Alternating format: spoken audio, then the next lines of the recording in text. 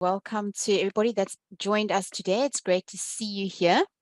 Where we're going to be talking about Padlet, and we're going to cover the basics, and the basics will give you a good start in using Padlet, being able to get it into your site and being able to leverage the various different features that are available with Padlet.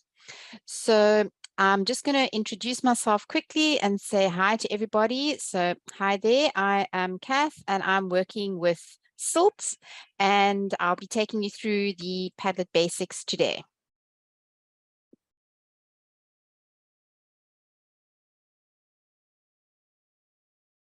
Right, so today we're going to take a look at what is Padlet. We're then going to have a look at the Padlet backpack and explaining a little bit about what that is.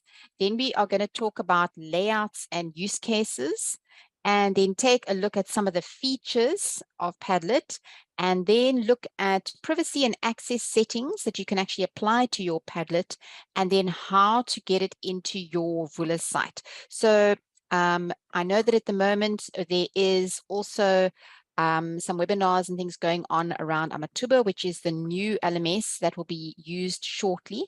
And in this particular webinar, we're going to be focusing on getting Padlet to work in Vula, but the steps mentioned here are fairly similar. So if you are also trying out things in Amathuba, you'll be able to pretty much follow these steps as well. So first of all, what is Padlet? So you may have actually, in fact, used Padlet before in some of your interactions at UCT, because people use it for teaching and learning. They use it within Vula, and they also use it in many other scenarios and cases as well, in meetings and all sorts of different events. So you could have actually used Padlet already before. And it is a very easy to use online board. If you think of it kind of like a whiteboard, but actually with more features. It encourages collaboration because many people can work on a Padlet simultaneously.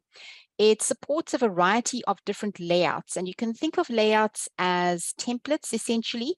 So it basically gives you a kind of starting point or a structure in the way that you can design the elements that you actually put onto your Padlet. And Padlet actually supports text, images, videos, audio clips, links, and even uploaded files into the different posts. And then once there are posts on your Padlet, you can also enable things like comments, where you can have people commenting on other people's posts. You can have likes, you can have votes, you can add stars as in, I give this 1 star, 2 stars, 3 stars, and you can even enable a grading system if you want to. So those are all optional things that you can enable on posts on Padlet. And there are various different levels of privacy and access. So privacy and access are two different things, and we'll go into each of those a little bit more later on in this webinar, so you understand exactly which would be the best settings to put on for privacy and access. And as we've already mentioned, Padlet integrates really well within Vula. You can actually even put it into MS Teams as well and Amathuba. So it's something that's very flexible and can be used in many different spaces and places. And it works really well on any device and browser. So it doesn't matter if you are joining from a phone or a tablet, or you're using a Windows machine or Mac machine. Padlet works really well with any device and any browser. So you can see it's really accessible and very flexible. So we are going to speak a little bit about the Padlet backpack and what is the backpack. So essentially, the backpack is the licensed instance that UCT has access to. So as a UCT staff member, you actually have access to this licensed instance of Padlet. And everybody can get access to this just by virtue of signing up with your UCT credentials. So the way to actually enable your access to this licensed instance is to go to uct.padlet.org, and when you arrive there, you will see a sign in where it says log in with Microsoft. When you go through that option, you enter your UCT credentials, that is your email address and your associated password. and you click sign in. And if this is the very first time that you're actually logging in, you will be asked to agree to some permissions on an initial screen, and you will need to click on accept in order to go further. And that will log you into the licensed version of Padlet, which is called the UCT Backpack. And the reason why we're making this distinction between the licensed instance is because there is actually a free instance of Padlet that some people may have come across, and that is located at a different web address, but it is the same item. But with a free version, you only get access to create 3 free Padlets, whereas with the UCT instance, you can create as many Padlets as you like, and there are some features on the licensed instance that you do not get on the free instance. I'm just going to check in if there are any questions at this stage while we're going along. Seeing as there are a few of us in this webinar today, you are welcome to raise your hand or enter messages into the text chat if you would like to ask anything as we're going along. So we mentioned at the start that Padlet has a variety of different layouts, and that layouts are like templates, if you want to think of them like templates. So it basically gives you a starting point for laying out the content that you're going to be adding to your Padlet. So when you are creating a brand new Padlet, you are given these options right at the start to ask which of these layouts would you like to use as a starting point. So just to note that if you actually select a particular layout, and while you're actually constructing or composing your Padlet, you think to yourself, well, actually a different layout might have worked better in this instance, you can also swap between different layouts when you have elements on your Padlet. So this is just a starting point that you have to pick one to start with. And as you can see, there are different layouts. There's wall, stream, grid, shelf, map, canvas, and timeline. So we're going to dive into each of these different layouts and see what they look like. So the first one we're going to take a look at is the one called a shelf. So basically a shelf has elements that are stacked in vertical columns with headers at the top. So if you're looking to create a Padlet that has categorized information where you have headers and then you put a lot of information underneath each of the headings, this would be a good layout to have. It's called the shelf. And as you can see, you can also click on posts and expand them. So if they contain images or videos, you can click on a post, you can expand it, and then you can close the expanded view and see the Padlet view again. So the shelf is quite a nice layout if you're going for a categorized look. So at UCT, somebody actually used this really well for a virtual poster session where they had each student's name was at the top of the column, and they had their virtual posters. You could expand each of the virtual posters and have a look at them, and then students could provide feedback using the comment feature underneath each of these virtual posters. So this is a good use case where you can see that the shelf format or layout has been used. Another very popular layout is one that is called Canvas. So Canvas, as the name implies, is very free format. You can create posts, you can join posts to other posts using these connectors. You can move elements around on the canvas and the connectors stay connected. You can actually label the little connectors as well. You can make the posts different colors. You can disconnect connectors that you've already created. So it's a very, very flexible layout. So if you are looking to kind of have a brainstorming session where you wanted people to just post onto the canvas and then you might group them together, this might be a good layout for you to have, the canvas layout.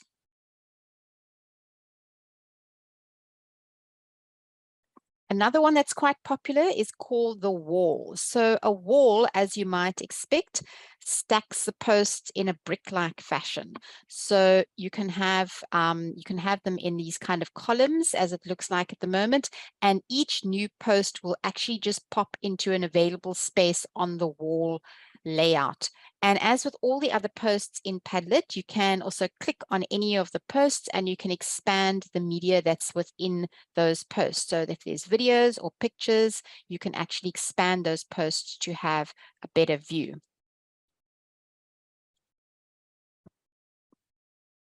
So the stream layout, as the name implies, kind of mimics something that you might see in a kind of a social media layout. And it puts the posts one below each other in a very, very long single stream in the middle of the page.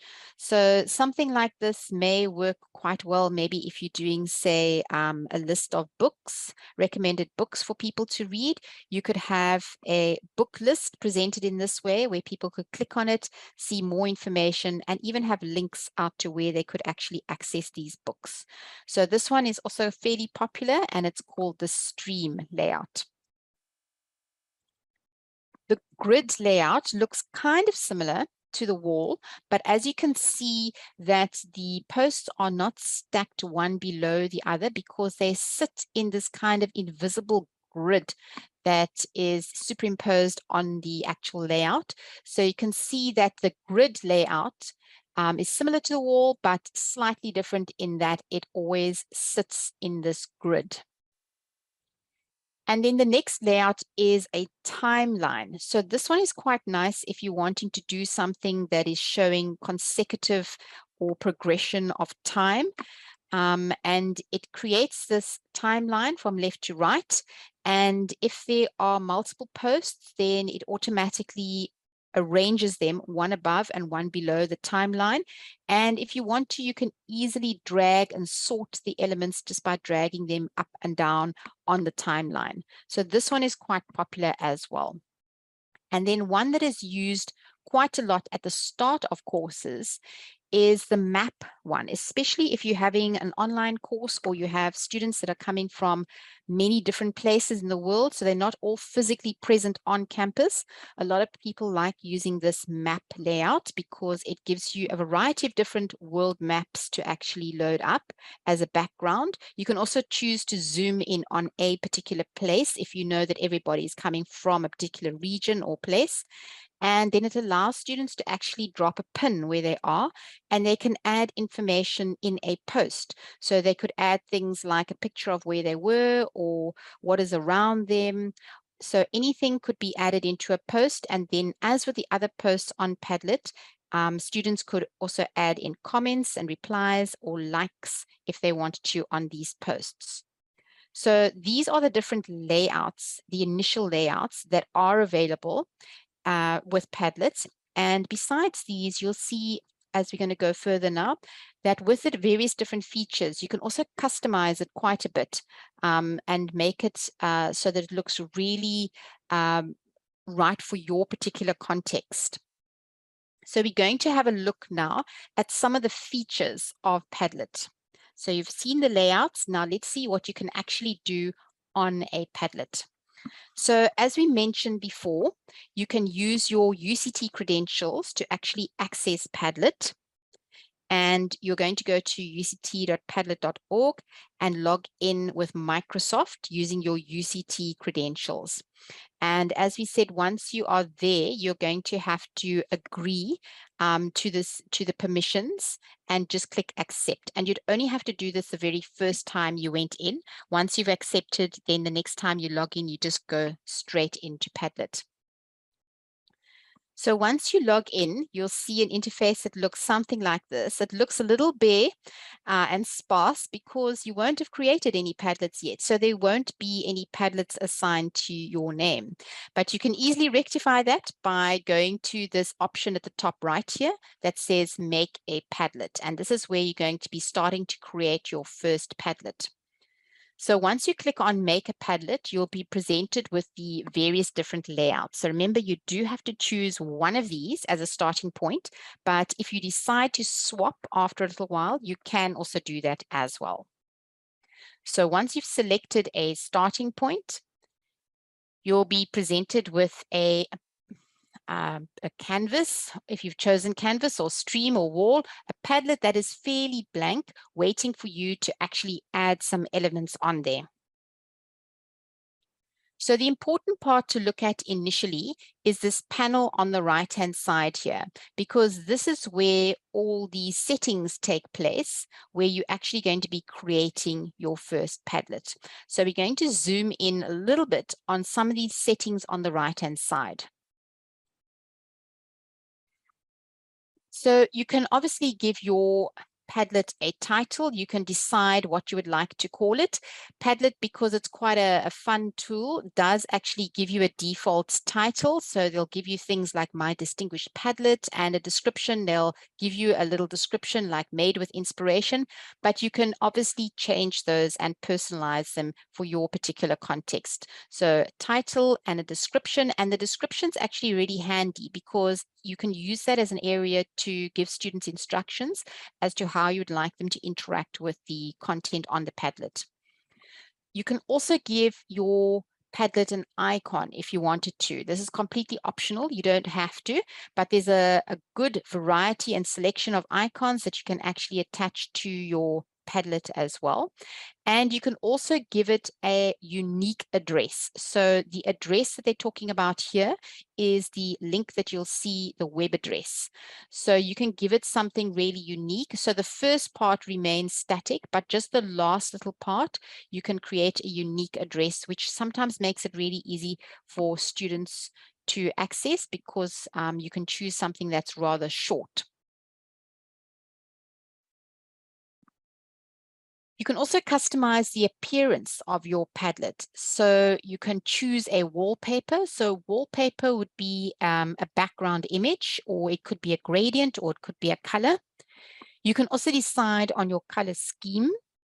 So color scheme goes between light or dark.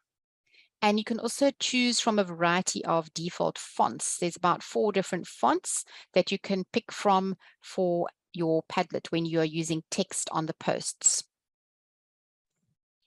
Sorry, Kath, Yes, go for it, Junaid. just a question quickly. In regards to your wallpapers, is it something that you that is by default given to you in Padlet, or can you download your own images and then upload it into the wallpaper section? Great question, Junaid, and that's exactly what we see here. Yes, you can actually do both. So for the wallpapers, you are given a variety of default pictures in their library, but you can also upload as well. So here's an option where you can actually use your own picture. You can upload it as a background. So you can actually use both. Thanks for that. Cool. Thanks, Junaid. So that's really handy. You're able to personalize it with your background image. So if you think even more creatively than kind of background images, besides just having an image that might be relevant to your context, you could even upload something in the background that would be maybe like a grid layout, or maybe you had particular areas where you wanted to create sort of boxes. And if you used a canvas layout, which was completely free form, where people could add their posts, they could move their posts into the relevant box that you'd actually created on your background. So don't just think picture, think anything that you could actually put in the background that would actually work for the context of your Padlet that you were working with at the time. So for posting, remember that I mentioned that you can have comments and things. So the first thing we're looking here for when you are doing posting is something called attribution. So that means that you can decide to have the name of the person who has put the post there visible or not. So it depends what you're doing for your particular activity and what you're using your Padlet for. In some instances, you might not want to have people's names on posts. So you can decide whether or not to toggle this on or off if you want attribution. You can also decide on certain of the layouts where you would like new posts to be positioned. So do new posts always arrive first on the Padlet? So first would mean top left-hand corner, or would you want them last? So obviously on free-form Padlets like Canvas, where there is no kind of position that the posts are going to snap to, this wouldn't really apply. So this really applies to ones where you are using things like the wall or the grid or the shelf layout. And then comments, again, you can decide to toggle on or off. If you would like to have comments or allow students to be able to comment on other students' posts, you can toggle this on or off. And then you can also add reactions if you want to. So you can go with none if you don't want reactions, but you can allow likes. So likes just puts a little heart onto the post.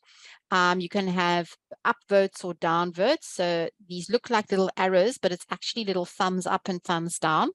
You can also give star ratings if you want to, which will give posts a 1 to 5 stars rating, or you can give it a numeric score, which they call a grade. And just to note that this grade is literally a number which is attached to a post. It is not at this stage a grade which interacts or gets posted through to Gradebook in any way.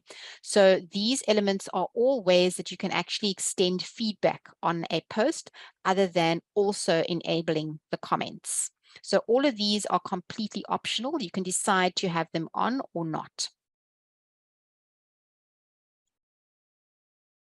There's also an option to have a profanity filter. And I haven't really tried this, but if you would like to put that on, then you can add that in, and obviously it'll go through the text that students are adding in. Or if you feel that there's a need for moderation, you can add this toggle on here, which actually says require approval. So that means that any post that comes through, you as the owner or the creator of the Padlet would first see that post and you would decide whether or not to approve it. And if you approved it, then it would actually become visible on the Padlet for all the other students to see. So you would see everything, but then you would have to manually approve each of the posts. So if you were expecting a large amount of posts, this might not be the best option for you to go with, because it means that nobody's going to see anything until you have manually said yes and approved each of the posts which have come through.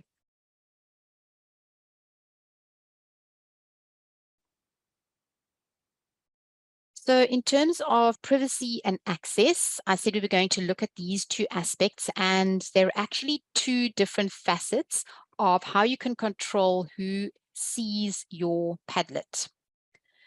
So for privacy, you will see when you go into the privacy settings, there are 4 different settings that you can select from.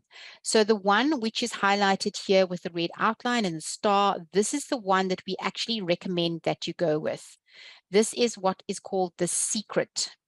So secret means it is only for those people with whom you have shared the direct web address to this Padlet. So if you think of it kind of like a Google document, when you share a Google document, you share a link to a document, and anybody who has that link to that document and you've allowed them to see it or comment or view or edit, they will be able to access it. So that is exactly what secret means.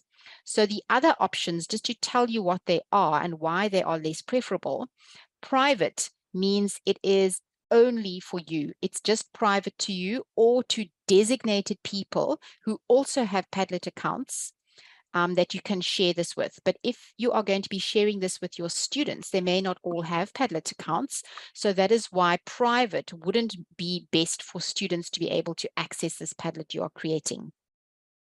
Another one is password. So you can password protect your Padlet. However, that means if you're wanting students or other people to interact on your password on your Padlet, you need to actually convey that password to every single one of them.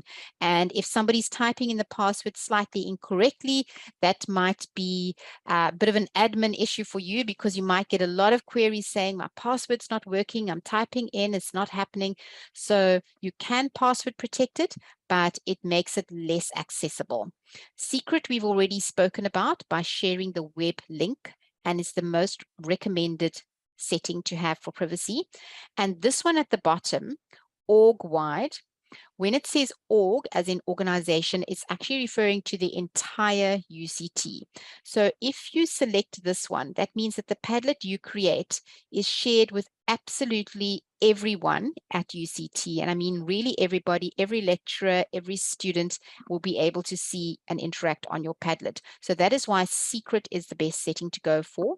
And that is a privacy setting. Once you've actually done that, then you need to set the access. So at the bottom of the privacy screen, you will see something called visitor permissions. So this is the permission. So when that person arrives on your Padlet, what is it that they can do? What level of access do they have? So for access, you'll see 3 options, and the recommended one is can write. So can write is means that they can actually put posts onto the Padlet, which is essentially the functionality that you want to support. The one at the top here, read, as the word read implies, they cannot actually add posts. They can only read other people's posts. And seeing as you probably primarily want Padlet as an area where people can collaboratively interact, the right option is the best one to go with. If you go with edit, that means that people can edit other people's posts as well. They could delete them. They could even remove you as owner from the Padlet. So you wouldn't really want to go with this option because it gives people too much power to actually change the settings on your own Padlet. So the 2 recommended settings would be on privacy is secret, and on access is can write.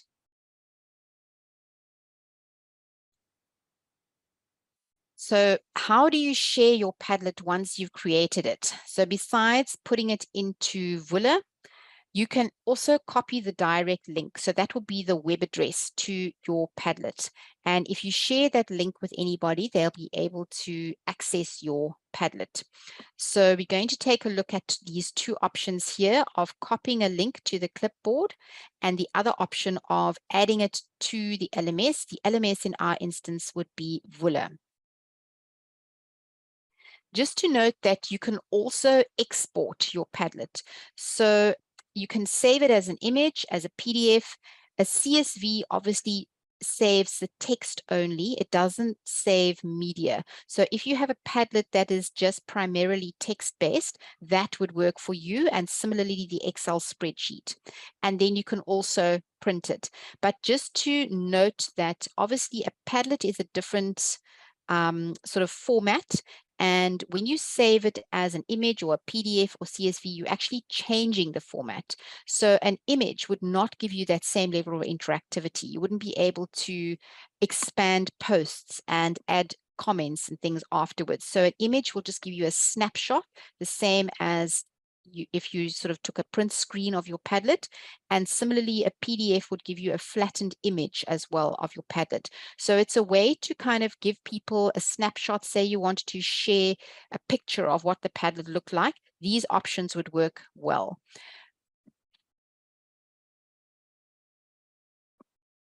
So you can find the export options when you are in your Padlet. You'll see 3 dots at the top of your Padlet. And when you click on those 3 dots, you'll be able to see this menu that pops up. And that is where you can find your export options. And you can also find some other options, which we're not going to go through all of these now, because the best way to actually get to know what Padlet can do is to actually play around with Padlet. So adding posts to a Padlet is really, really easy. You will always see on a Padlet at the bottom right-hand corner, you will see a round circle, and it usually has a plus sign on it. And when you mouse over it, it turns into a little pencil. And when you click on that, you'll see this window will pop up, and this is where you're going to create your post. So you can add in a title or a subject at the top. You have an area at the bottom here where you can write your text.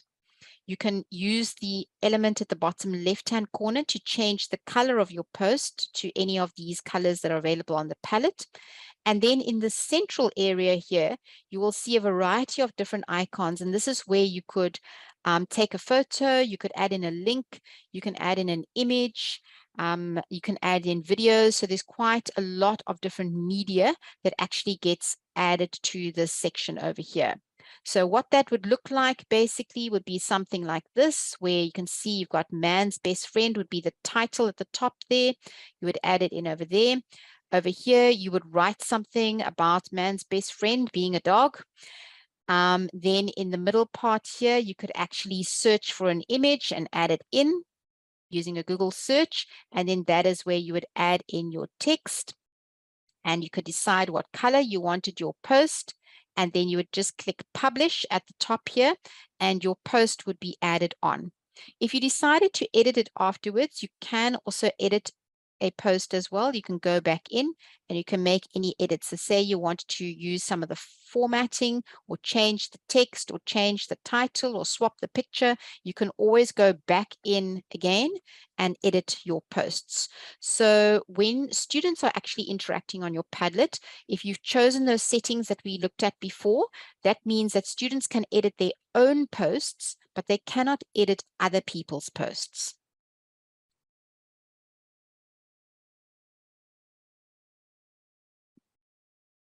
So the most important thing is, how do you get this Padlet to work in your Vula site? So there's two ways to do this. And one of them is to embed the URL. So remember, the URL is the web address to where this Padlet is on the web.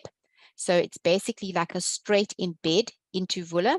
And the other way is to add it as an external tool. And while the output may look very similar within Vula, there's some slightly different features attached to each of these ways of adding Padlet into Vula. So the first one we're going to have a look at is the quickest and easiest way to get your Padlet into Vula. And that is by literally copying the URL or the web address of where you have created your Padlet and adding that into Vula. So your first step would be in Padlet itself, you would actually copy the link to the clipboard. So you could either choose this menu option that says copy link to clipboard, or you could actually literally just go to the top of your web browser and copy that link to the Padlet. Then within Vula itself, if you are on a lessons page, you would go to add and select the embed content on the page option. Then once you've selected embed content on the page, it'll pop up this window, which I'm sure you're fairly familiar with. And that is where you would add that URL or that web address link, which points directly to your Padlet. You would add that in. And then at the bottom, you would click, it would try and give you a preview. So what you would do is you would click save, and then you'll see the button will change to try other alternative. Then you click try other alternative. And then once your Padlet is displayed here in this little preview option, you just click save, and then your Padlet will actually appear on your page, right there on your lessons page within Vula. So that is the quickest and easiest way to get Padlet into Vula, just by grabbing the web address and using the embed content on the page option. So once it is displayed on your Vula page, another thing that you can do is at the top right-hand corner, you can click on the edit inline item. And what that does is it gives you an option to change the height of the window. So the window is how much of this Padlet is actually displaying on the page. So that again would depend on how many posts you are expecting. So if you're expecting a lot of posts here, you might want to make this window a little larger, and you can do that by going to edit inline item, and you type in a number that allows you to make the window higher so that you can see more of your Padlet on the page.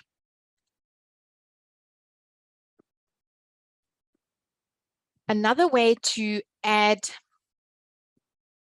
Padlet onto your lessons page is to add it as an external tool.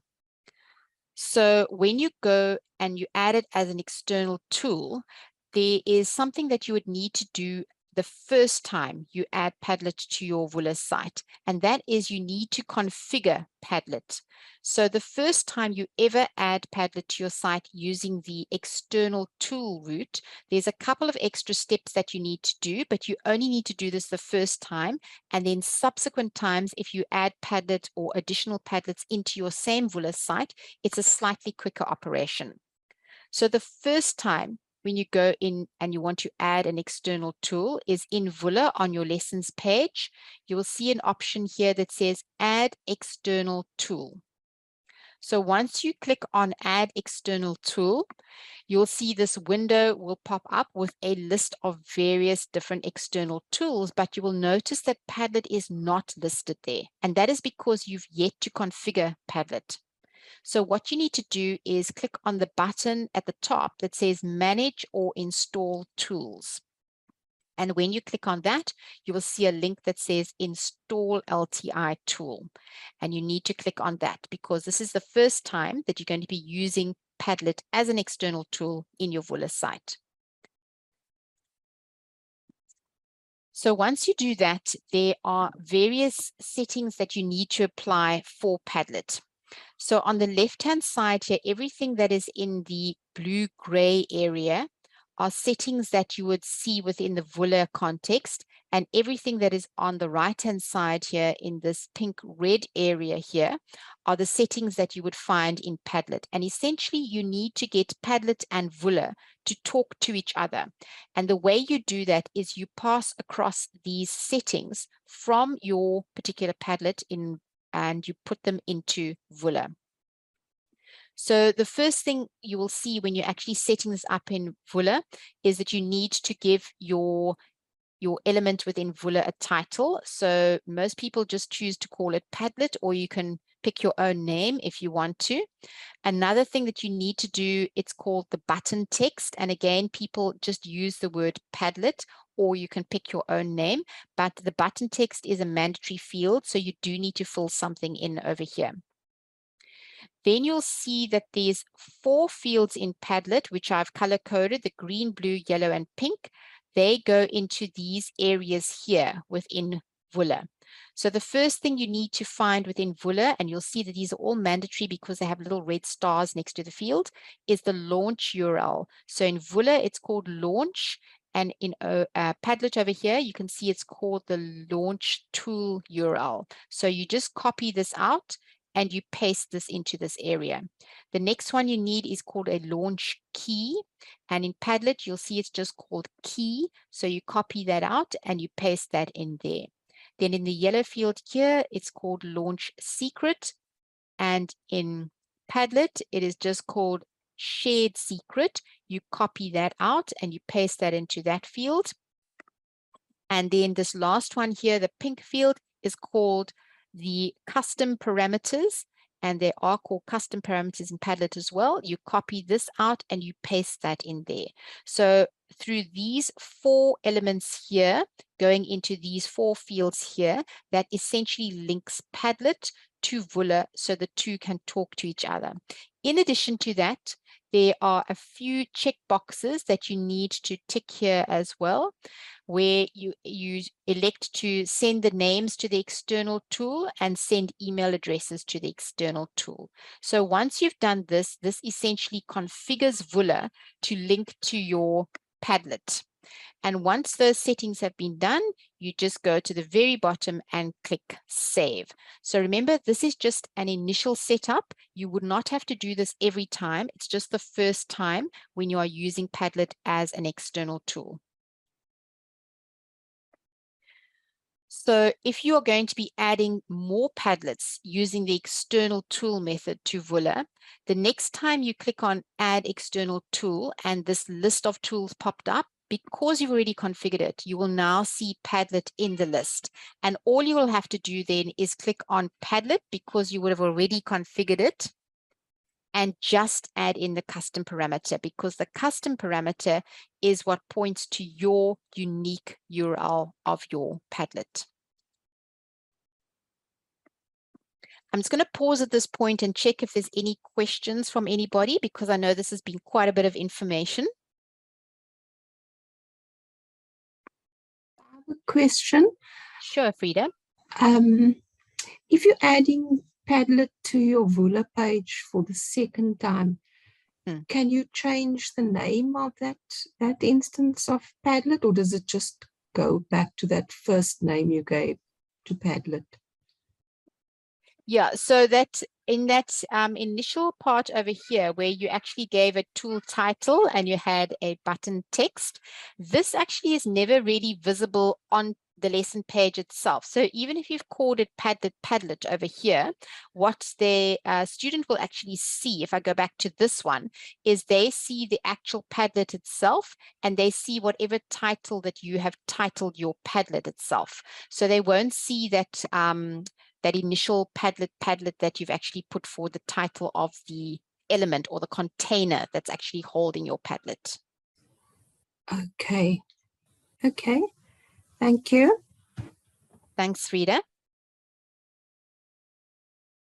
And one other thing I'd also like to draw your attention to is we've looked at two ways to get Padlet into your Vula site, one using the straight embed and the other way using the external tool. So one of the differences that is quite important between the two is when you add it as an external tool, because you have elected all of those settings where it says send the names to, between Vula and Padlet, it means that when students interact on a Padlet that has been added as an external tool, it'll be able to recognize that student's profile. So if you've chosen attribution on your posts, each time a student posts on a Padlet that's been added as an external tool, it means their names will show up on their posts. However, if you add it just by using the URL, so in other words, you just do a straight embed, it means it's not identifying who is actually interacting on that Padlet. So it means anybody can interact on that Padlet, and even if they don't have a Padlet profile, it'll allow them to post, but it obviously won't put their name there. So that's one of the big distinctions between adding it as just an embedded URL, an embedded web address, versus using the external tool. The external tool is always able to identify a person posting, a person's profile, where the embed is basically making it free and open for anyone with that web address to be able to post.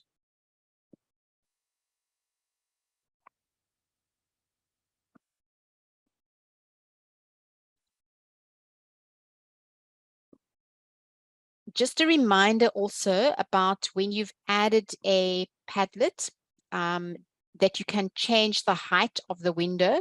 So remember, you can go to the edit the inline item, and when that edit item window pops up, you can change to say how high you would like that window to be. So this measurement works in pixels, so you can type something in like 1000 or 1500, see if it is giving you enough view of your Padlet, and come back and change those numbers to adapt it for how your Padlet actually displays on your page. So that is by going to this option here to edit the inline item and changing the height over here, and then just clicking update item, and will change the size of the window. In other words, how much is being displayed.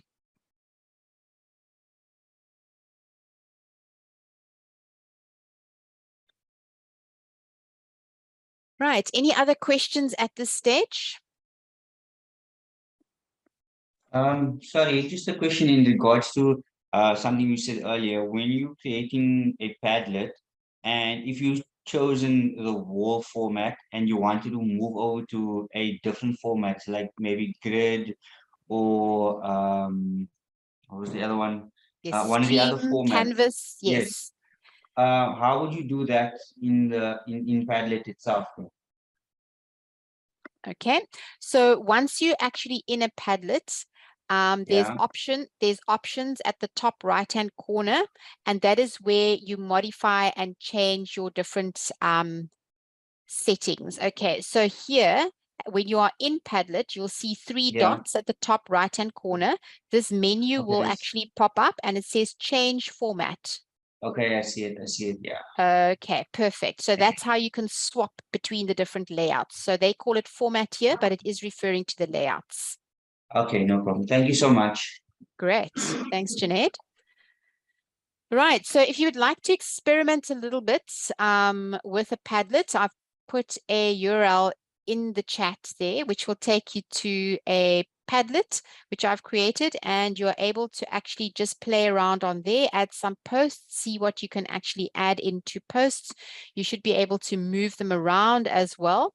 And then there's also the Padlet guide. I'll put the link to the guide for more information. If you'd like to have a look at the Silt Padlet guide, I've put that link into the chat there. Right, so let's have a look at this Padlet playground that I've created. I'll just take a look at that quickly. You should be able to see this. Okay, right. Can you see the Padlet on the screen at the moment? Yes, we can. Great. Okay, so that's the link I've just put into the chat area. So as you can see, this one is using a canvas layout. So you can see that it's got different posts on it. You can see that they're different colors. This one's got embedded media into it. This has got a YouTube post here. This one's got a picture that you can click on it and you can actually just see the picture. So it's very easy to actually work with Padlet, and you should have rights to actually work with this as well. You'll be able to drag these around. You can see that even if they are connected, if you use connectors on your Padlet, the posts stay connected to each other. You can also name your connectors as well. And to post, you actually just use this element here at the bottom right-hand corner. You can see it has got a cross on it, and when you mouse over it, it turns into a little pencil, and that is where you click on to start your first post. You can also just double-click anywhere on the background image, and the little post option will pop up. So this is where you would add in your title if you wanted to. This is where you would add in your links or your images, or upload a photo, take a photo, and this is where you would add in your text over here. And then once you've done that, you could change your colors, decide what color you would like to make your post, and then just say publish. Then it appears on the page and you can move it around wherever you want to. So as you can see, it's pretty easy and intuitive to use. And if you have any questions, you are welcome to email through to help@Vula, or use the Silt guide, the link that I've popped into the chat area there. Right, thanks everybody for coming, and we'll conclude at this point. Thank you.